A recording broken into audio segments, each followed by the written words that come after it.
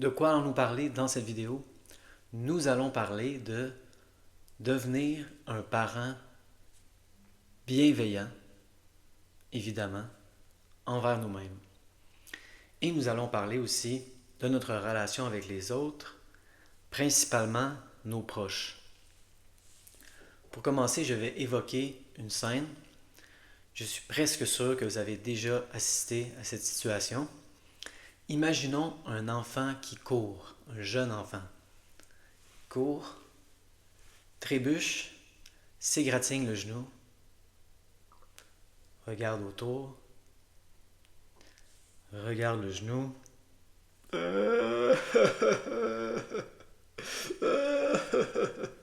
se met à pleurer en regardant le genou, parce qu'il voit du sang. Nous allons explorer ce phénomène, mais principalement l'autre phénomène où l'enfant court, trébuche, s'égratigne le genou et là regarde pour voir la réaction de ses parents. Très important. Et là, la réaction des parents va grandement influencer le niveau de douleur dont l'enfant fait l'expérience. Pas seulement dans cette situation-ci, mais pour le reste de sa vie. Ça va influencer le volume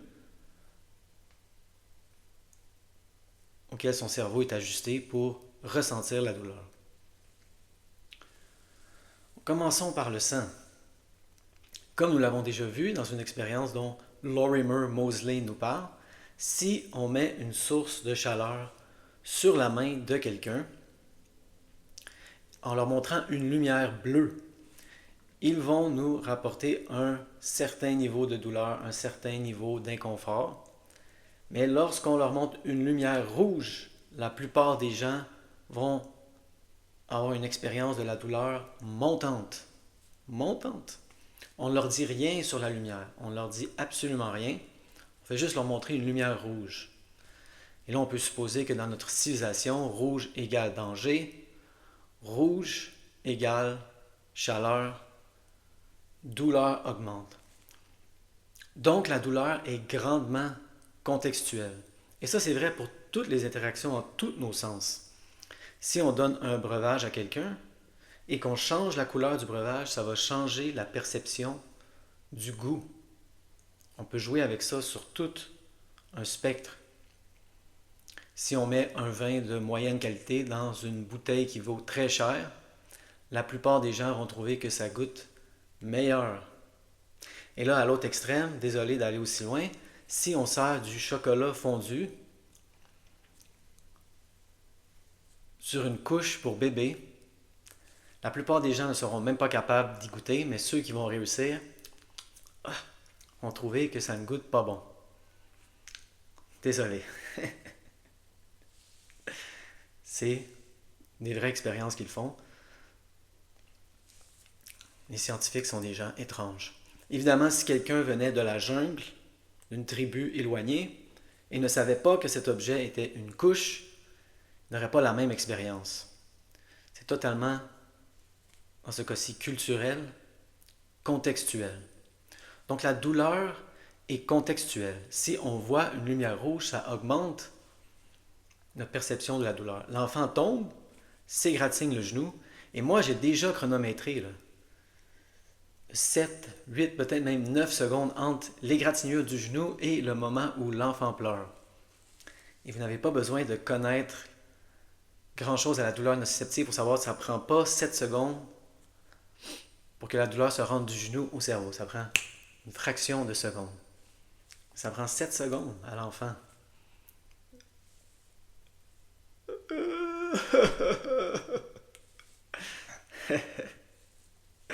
7 secondes.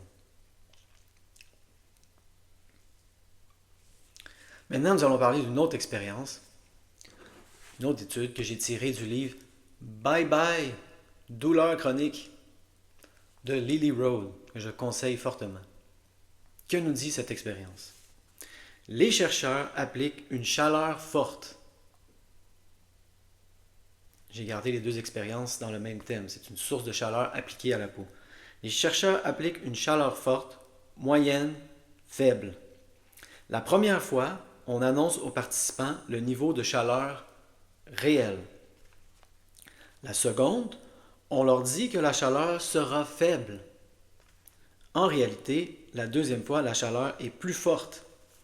Et pourtant, la douleur ressentie est réduite de 28%.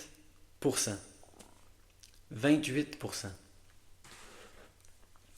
Qu'est-ce qu'on apprend ici? Ce que les autres nous disent sur la douleur va grandement influencer le niveau de douleur qu'on ressent. Et nos attentes, évidemment. Ça, je l'explore constamment, les attentes, notre anticipation. Je veux moins explorer cet aspect dans cette vidéo, je l'explore constamment. Je veux explorer ce que les autres nous disent sur notre douleur.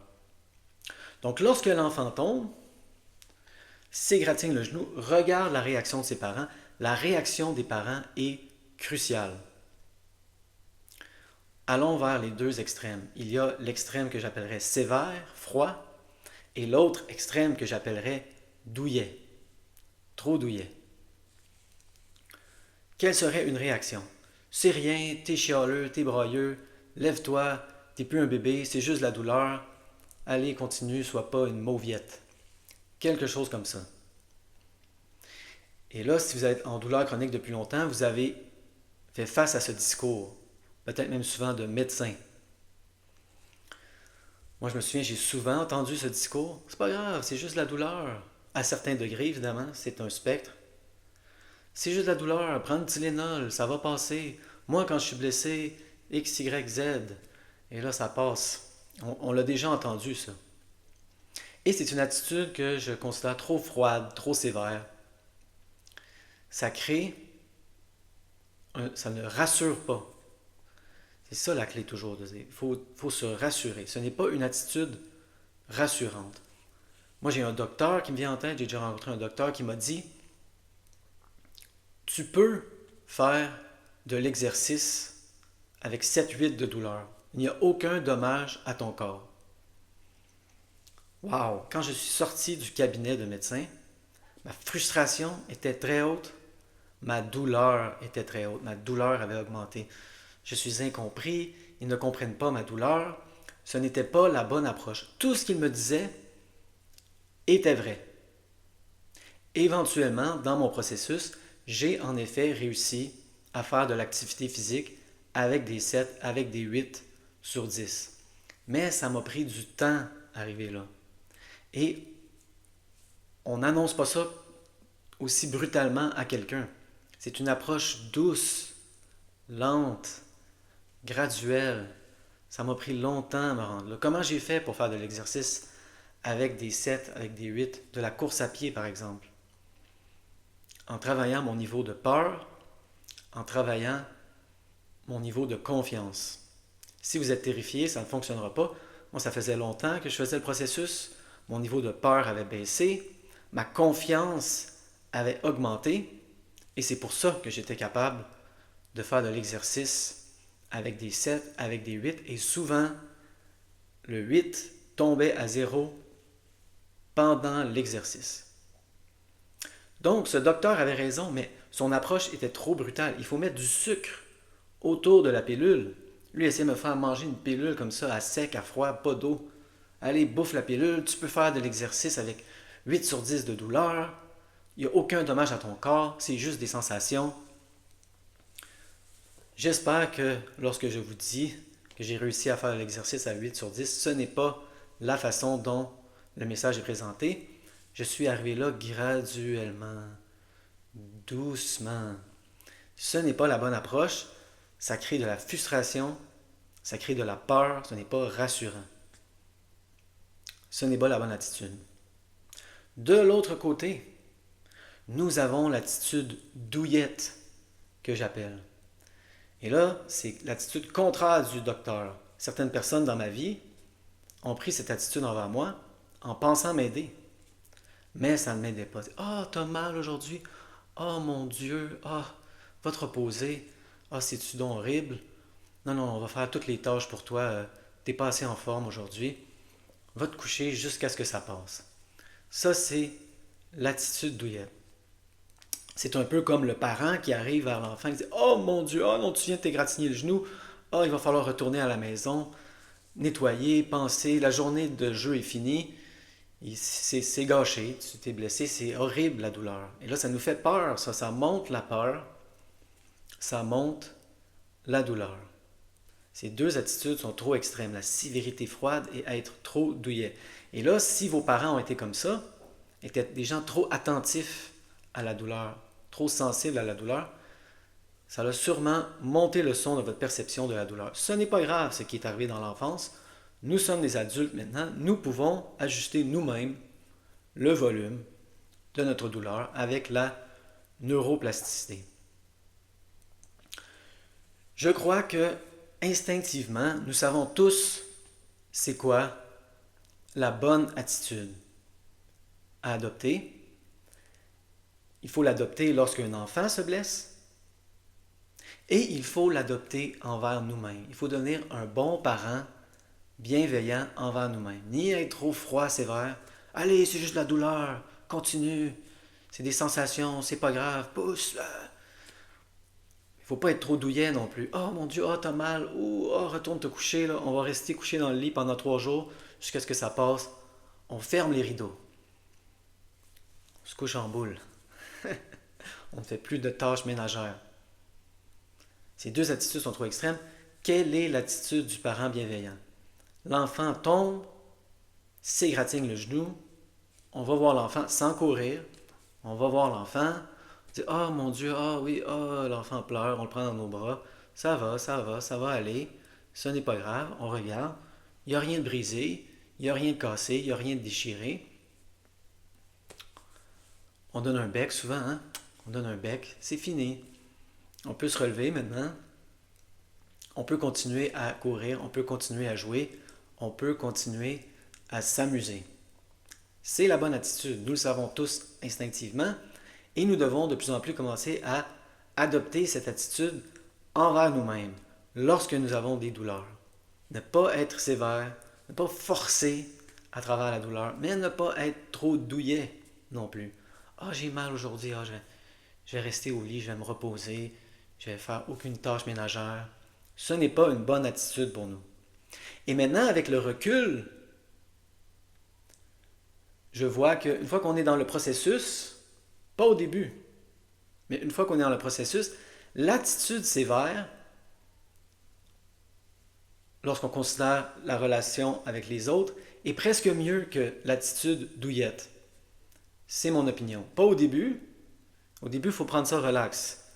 Notre système nerveux est apeuré, il faut le rassurer. C'est toujours ça la clé. Être rassurant. Ces deux attitudes extrêmes ne sont pas rassurantes. Mais lorsqu'on progresse dans le reconditionnement de la douleur, l'attitude sévère-froide est mieux que l'attitude douillette, à mon opinion. L'attitude douillette ne nous mène nulle part et les gens qui vous disent: Voyons, c'est juste la douleur, c'est pas grave, ça va arrêter de vous frustrer et vous allez réaliser que, dans le fond, ils avaient raison, dans le fond, mais pas dans la forme. Ce n'était pas bien présenté, le message. C'est comme les gens qui disent: C'est dans ta tête. Maintenant, j'ai réalisé que, dans un sens, ils avaient raison, c'était dans ma tête. Mais il faut expliquer la neuroplasticité.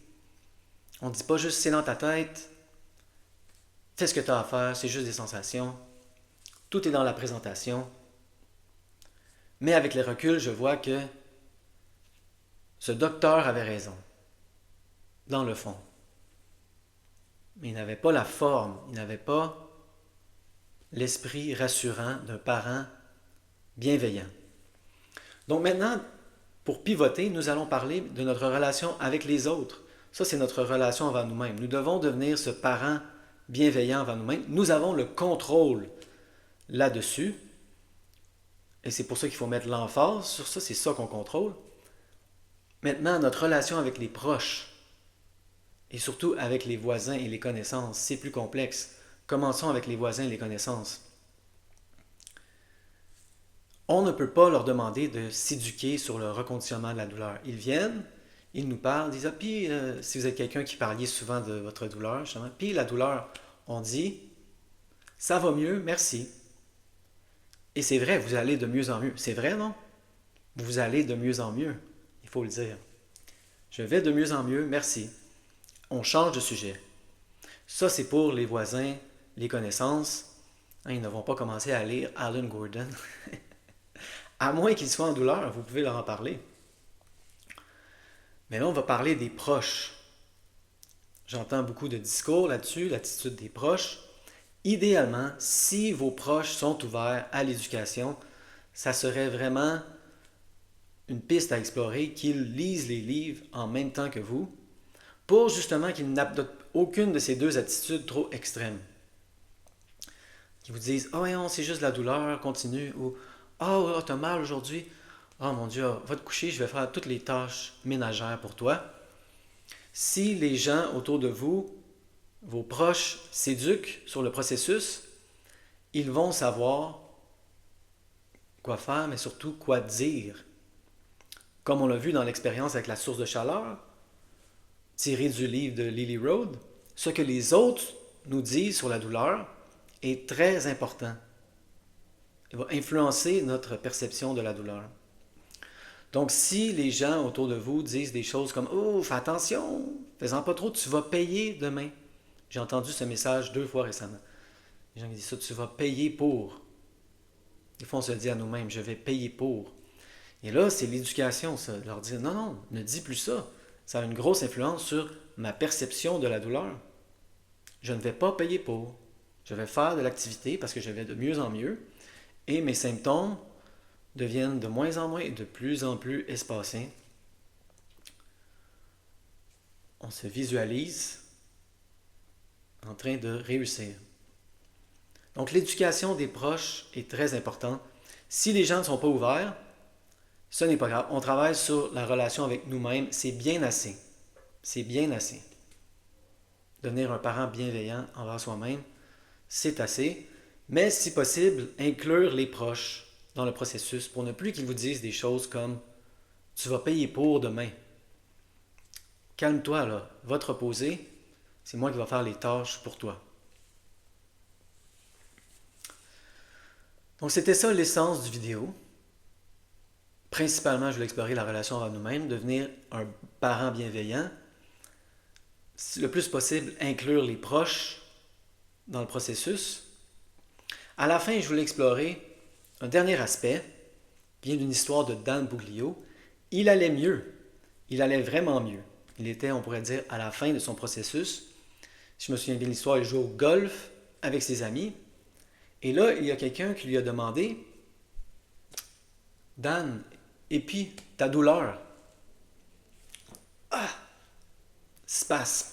Spasme de douleur dans le dos. Demandez aux gens le plus possible, et là, il lui a demandé poliment, évidemment, ne me parle plus jamais de ma douleur, ne me demande plus jamais si j'ai mal. C'est ce que vous devez faire avec vos proches. Ils ne doivent plus vous demander. J'en profite pour passer un message que je passe constamment. On ne parle plus des symptômes. On ne parle plus des symptômes. On demande aux gens de ne plus nous poser des questions sur les symptômes. Ça, j'appelle ça vérifier si les symptômes sont là. Les gens en douleur chronique le font constamment. Si vous êtes toujours en douleur, vous ne vous en rendez pas compte, mais quand la douleur va commencer à s'espacer, vous allez réaliser que vous étiez constamment en train de vérifier si la douleur était là. J'imagine que vous allez pouvoir connecter avec cette représentation. C'est comme quand on a un bobo dans la bouche et là qu'on met notre langue constamment. Ah, ils sont encore là? Ils sont encore là ou une dent? Quand on a une dent qui fait mal, on est toujours en train. On est toujours en train de la manipuler. On vérifie si la douleur est là. Il y a une histoire de Milton Trager. On peut s'en servir juste comme une histoire. C'est une vraie histoire, mais on peut s'en servir comme une histoire fictive. Imaginons qu'on met quelqu'un sur une table de massage. Ils ont mal au dos. On leur fait une manipulation. Ils se lèvent. Ils disent « Oh mon Dieu, j'ai plus mal. » Mais là, ils vérifient. Il vérifie pour voir. Si c'est un mal de coude, il commencera à faire des choses comme ça. Et là, on dit non, ne vérifie pas. Tu cherches ta douleur. Si tu cherches, tu trouves. Si on cherche la douleur, on trouve la douleur. On avait mal au coude, quelqu'un nous fait un massage, une manipulation, on se lève, j'ai plus mal. Ne cherchez pas la douleur. Si je me mets comme ça, peut-être. Hein? Ah oui, je savais. Ah, elle est encore là. Si vous cherchez, vous trouvez. Il ne faut plus que les gens vous parlent de votre douleur. Ne cherchez pas la douleur. Arrêtez de vérifier si la douleur est là. C'est un peu devenu une obsession, une compulsion. Vous êtes obsessif-compulsif avec vos symptômes. Si vous êtes en douleur constante, vous allez dire non, non, je ne cherche pas ma douleur, c'est elle qui me trouve. Plus les douleurs vont s'espacer, plus vous allez remarquer à quel point vous vérifiez constamment, vous cherchez constamment la douleur. Est-ce qu'elle est là? Cherche pas. Tu te lèves de la table. Oh mon Dieu, j'ai plus mal. Va vivre ta vie. Ne cherche pas si la douleur est là. Vis ta vie. Arrêtez de chercher la douleur. Arrêtez de vérifier si elle est là. On ne s'occupe plus de la douleur. On demande aux gens de ne plus nous parler de la douleur. On devient, envers nous-mêmes, le parent bienveillant.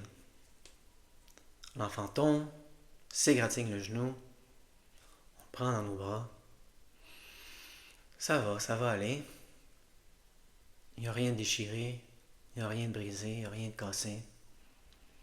On se relève, on continue à courir, on continue à jouer, on continue à s'amuser. On vit de plus en plus dans la joie et l'amusement.